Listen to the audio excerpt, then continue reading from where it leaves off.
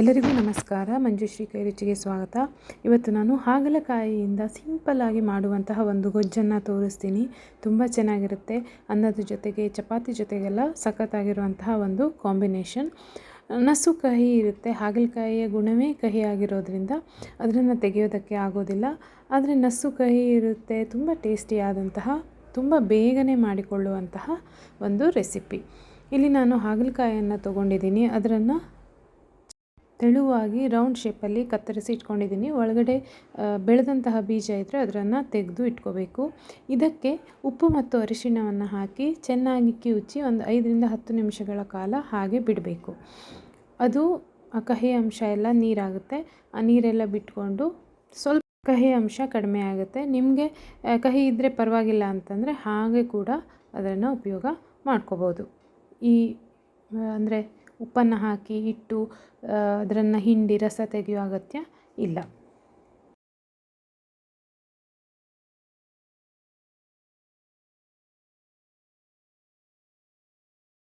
ಈಗ ಒಂದು ಪಾತ್ರೆಯಲ್ಲಿ ಎಣ್ಣೆಯನ್ನು ಬಿಸಿ ಮಾಡ್ಕೋಬೇಕು. ಸ್ವಲ್ಪ ಜಾಸ್ತಿ, ನಾರ್ಮಲ್ ನಾವು ಪಲ್ಯ ಎಲ್ಲ ಮಾಡ್ತೀವಲ್ಲ ಅದಕ್ಕಿಂತ ಸ್ವಲ್ಪ ಜಾಸ್ತಿ ಎಣ್ಣೆ ಇದಕ್ಕೆ ಬೇಕಾಗುತ್ತೆ. ಕರಿಬೇವು, ಜೀರಿಗೆ, ಅರಿಶಿಣ ಹಾಕಿ ಸ್ವಲ್ಪ ಬಿಸಿ ಮಾಡಬೇಕು. ಇಂಗನ್ನು ಕೂಡ ಹಾಕೋಬೇಕು. ಈಗ ಇದಕ್ಕೆ ಸಣ್ಣದಾಗಿ ಹೆಚ್ಚಿದಂತಹ ಅಥವಾ ಜಜ್ಜಿದಂತಹ ಹಸಿಮೆಣಸು ಮತ್ತು ಬೆಳ್ಳುಳ್ಳಿ ಪೇಸ್ಟ್ ಅಥವಾ ಚೂರುಗಳನ್ನು ಇಲ್ಲಿ ಹಾಕೋಬೇಕು.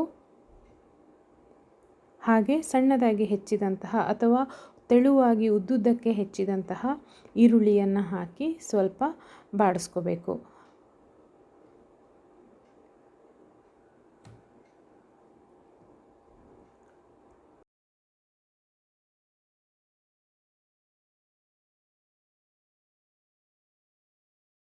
ನಂತರ ಇಲ್ಲಿ ನಾವು ಉಪ್ಪು ಮತ್ತು ಅರಿಶಿಣ ಹಾಕಿದಂತಹ ಹಾಗಲಕಾಯಿ ಚೂರುಗಳನ್ನು ಸ್ವಲ್ಪ ಹಿಂಡಿ ಅದನ್ನು ಹಾಕೋಬೇಕು.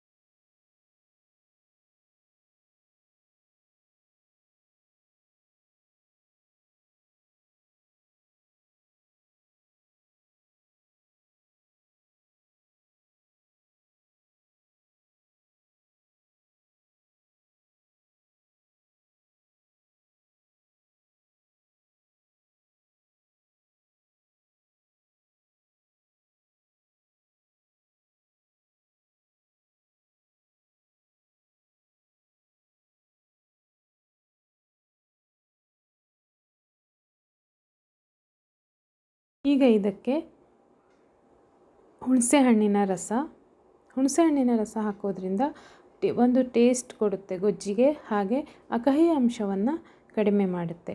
ಸ್ವಲ್ಪ ನೀರನ್ನು ಸೇರಿಸ್ಕೋಬೇಕು. ನೀರನ್ನು ಸೇರಿಸಿ ಇದಕ್ಕೆ ರುಚಿಗೆ ತಕ್ಕಷ್ಟು ಉಪ್ಪನ್ನು ಹಾಕಬೇಕು. ನೀರು ಸಿಕ್ಕಾಪಟ್ಟೆ ಹಾಕೋಬೇಡಿ.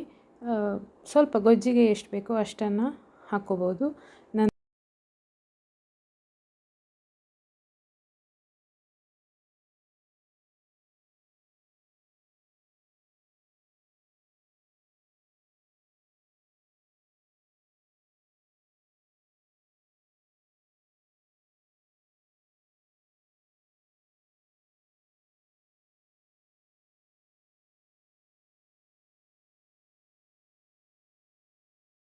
ಈಗ ಅದಕ್ಕೆ ರುಚಿಗೆ ತಕ್ಕಷ್ಟು ಉಪ್ಪನ್ನು ಹಾಕಬೇಕು. ಖಾರಕ್ಕೆ ನಿಮ್ಮ ಖಾರಕ್ಕೆ ತಕ್ಕಷ್ಟು ಕೆಂಪು ಮೆಣಸಿನ ಪುಡಿಯನ್ನು ಹಾಕ್ಕೋಬೇಕು.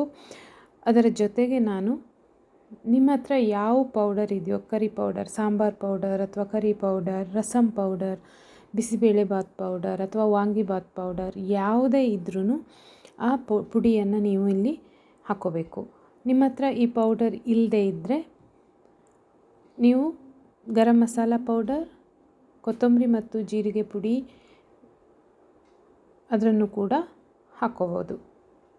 ಅದು ಕೂಡ ಚೆನ್ನಾಗಿರೋ ಟೇಸ್ಟನ್ನು ಕೊಡುತ್ತೆ. ಅಥವಾ ನಿಮ್ಮ ಹತ್ರ ಚಟ್ನಿ ಪುಡಿ ಇದ್ದರೆ ಆ ಚಟ್ನಿ ಪುಡಿಯನ್ನು ಕೂಡ ಇಲ್ಲಿ ಉಪಯೋಗ ಮಾಡ್ಕೋಬೋದು. ನಾನಿಲ್ಲಿ ಸಾಂಬಾರ್ ಪೌಡರನ್ನು ಹಾಕಿದ್ದೀನಿ. ಚೆನ್ನಾಗಿ ಮಿಶ್ರ ಮಾಡಿ ಮುಚ್ಚಿ ಹಾಗಲಕಾಯಿ ಬೇಯುವವರೆಗೂ ಅದನ್ನು ಕುದಿಸ್ಬೇಕು. ಅದು ಬೆಂದು ಮಿಶ್ರಣ ಗಟ್ಟಿಯಾಗಿ ಎಣ್ಣೆ ಬಿಟ್ಕೊಳ್ಳುತ್ತೆ, ಅಲ್ಲಿವರೆಗೂ ಇದನ್ನು ಬೇಯಿಸಬೇಕು. ಬೇಯಿಸುವಾಗ ಇದರ ಜೊತೆಗೆ ಸ್ವಲ್ಪ ಬೆಲ್ಲವನ್ನು ಕೂಡ ಹಾಕ್ಕೋಬೇಕು. ಹಾಗಲಕಾಯಿಗೆ ಹುಳಿ ಮತ್ತು ಸ್ವಲ್ಪ ಸಿಹಿ ಬೇಕೇ ಬೇಕು, ಅದಕ್ಕೋಸ್ಕರ ಸ್ವಲ್ಪ ಬೆಲ್ಲವನ್ನು ಕೂಡ ನಾನಿಲ್ಲಿ ಸೇರಿಸಿದ್ದೀನಿ. ಹಾಗಲಕಾಯನ್ನು ಗೊಜ್ಜನ್ನು ನೀವು ಮಾಡ್ತಾಯಿದ್ರೆ ಉಪ್ಪು, ಹುಳಿ, ಖಾರ ಮತ್ತು ಸಿಹಿ ಎಲ್ಲವೂ ಚೆನ್ನಾಗಿಯೇ ಇರಬೇಕು. ಇಲ್ಲದೇ ಇದ್ದರೆ ಅಷ್ಟು ಚೆನ್ನಾಗಿ ಬರೋದಿಲ್ಲ. ಹಾಗಲಕಾಯಿ ಕಹಿ ಇರೋದ್ರಿಂದ ಅದೆಲ್ಲವೂ ಬ್ಯಾಲೆನ್ಸ್ ಆಗಿದ್ದರೆ ಗೊಜ್ಜು ತುಂಬ ಟೇಸ್ಟಿಯಾಗಿ ಇರುತ್ತೆ.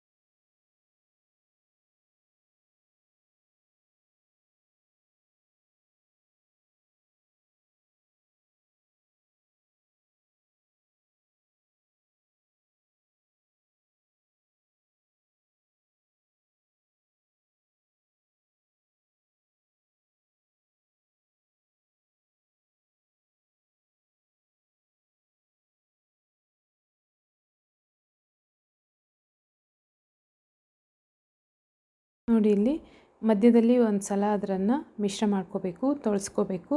ಇಲ್ಲದೆ ಹೋದರೆ ಅಡಿಗೆ ಹಿಡಿಯೋ ಸಾಧ್ಯತೆ ಇರುತ್ತೆ. ಮತ್ತೊಮ್ಮೆ ಮುಚ್ಚಿ ಹಾಗಲಕಾಯಿ ಚೆನ್ನಾಗಿ ಬೇಯಬೇಕು. ಹಾಗೆ ಗೊಜ್ಜಿನ ಥರ ಆಗಬೇಕು, ಅಂದರೆ ನೀರಿನ ಅಂಶ ಸ್ವಲ್ಪ ಗಟ್ಟಿಯಾಗ್ತಾ ಬರಬೇಕು. ನೋಡಿ, ಸಖತ್ತಾಗಿರೋ ಹಾಗಲಕಾಯಿ ಗೊಜ್ಜು ರೆಡಿ. ಇದಕ್ಕೆ ಬೇಕು ಅಂತಂದರೆ ನೀವು ಮೇಲಿನಿಂದ ಕೊತ್ತಂಬರಿ ಸೊಪ್ಪನ್ನು ಹಾಕ್ಕೋಬೋದು, ನಾನಿಲ್ಲಿ ಹಾಕಿಲ್ಲ.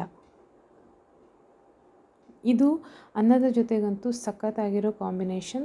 ದೋಸೆ ಜೊತೆಗೆ ಚಪಾತಿ ಜೊತೆಗೂ ಕೂಡ ತುಂಬ ಚೆನ್ನಾಗಿರುತ್ತೆ.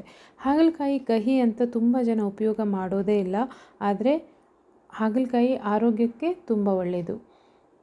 ಕಹಿ ಕೂಡ ಸ್ವಲ್ಪ ಸ್ವಲ್ಪ ಅವಾಗವಾಗ ತಿಂತಾಯಿದ್ರೆ ತುಂಬ ಚೆನ್ನಾಗಿರುತ್ತೆ.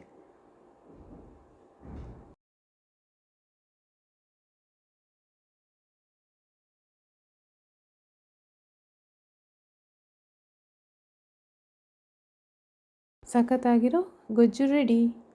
ನೀವು ಮಾಡ್ಕೊಳ್ಳಿ, ನನಗೆ ಫೀಡ್ಬ್ಯಾಕನ್ನು ಹೇಳಿ. ವಿಡಿಯೋ ಇಷ್ಟ ಆಗಿದ್ದರೆ ಲೈಕ್ ಮತ್ತು ಶೇರ್ ಮಾಡಿ. Thank you.